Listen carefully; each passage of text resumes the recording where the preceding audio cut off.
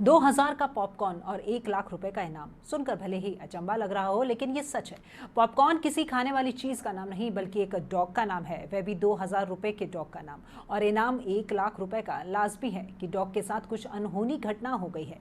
जी हाँ, जयपुर में ऐसा ही अनोखा मामला सामने आया है, जहां पर पॉपकॉर्न नाम का एक डॉग चोरी हो गया है और उसकी तलाश में पुलिस 2 दिन से सोई भी नहीं है।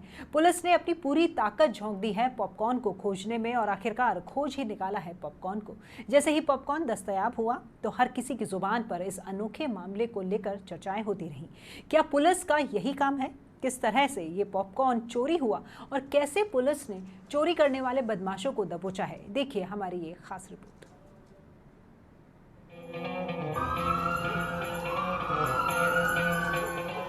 पॉपकॉर्न, नाम पॉपकॉर्न, पॉपकॉर्न, उम्र 3 साल, पॉपकॉर्न, रंग भूरा, पॉपकॉर्न, खासियत दांत बाहर, पॉपकॉर्न, इनाम 1 लाख रुपए है।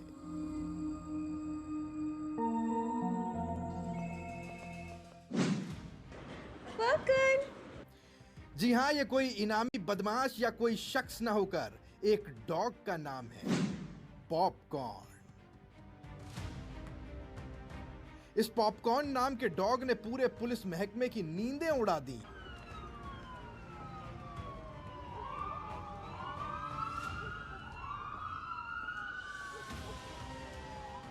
वो दिन भी आम दिनों की तरह था।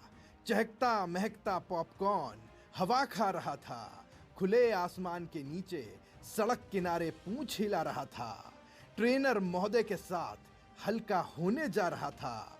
लेकिन इससे पहले कि वो चुलबुला पॉपकॉर्न अपनी लघु और दीर्घ शंकाओं से उन्मुक्त हो पाता, किसी खंबे के पास जा पाता, पॉपकॉर्न अंतर्ध्यान हो गया।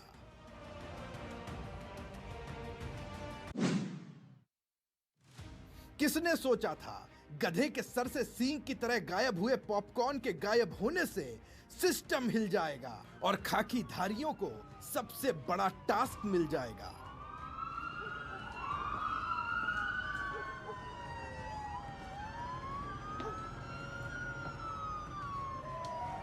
वो कुत्ता क्या खोया, वायरलेस बज उठे, फोन घनघनाने लगे, पुलिस के सायरन शोर मचाने लगे। पॉपकॉर्न की तलाश में पूरा शहर जाग गया। हाँ, वो कुत्ता भाग गया। पुलिस के अलावा उसके मालिक भी उसकी तलाश में जुट गए। इनाम भी 1 लाख रुपए घोषित कर दिया गया। शहर के बड़े हिस्से में उसके पोस्टर लगाए गए। इनाम की रकम 1 लाख रुपए ने हर किसी को हैरान कर डाला कि आज तक हार्डकोर बदमाशों के खिलाफ पुलिस ने इतनी भारी भरकम राशि नहीं रखी। आमतौर पर थाने के अंदर किसी भी जानवर के चोरी होने की कोई भी गुमशुदगी या ऐसी कोई घटना सामने नहीं आती, लेकिन जब पॉपकॉर्न के चोरी होने की जब घटना सामने आई तो तमाम पुलिसकर्मी हैरान रह गए। तमाम ये पुलिसकर्मी अपने अपने टास्क पर लगे हुए थे और कई बदमाशों की तलाश में जुटे हुए थे, लेकिन इन तमाम पुलिसकर्मियों ने अपने अपने टास्क को छोड़ करके पॉपकॉर्न को ढूंढना शुरू कर दिया।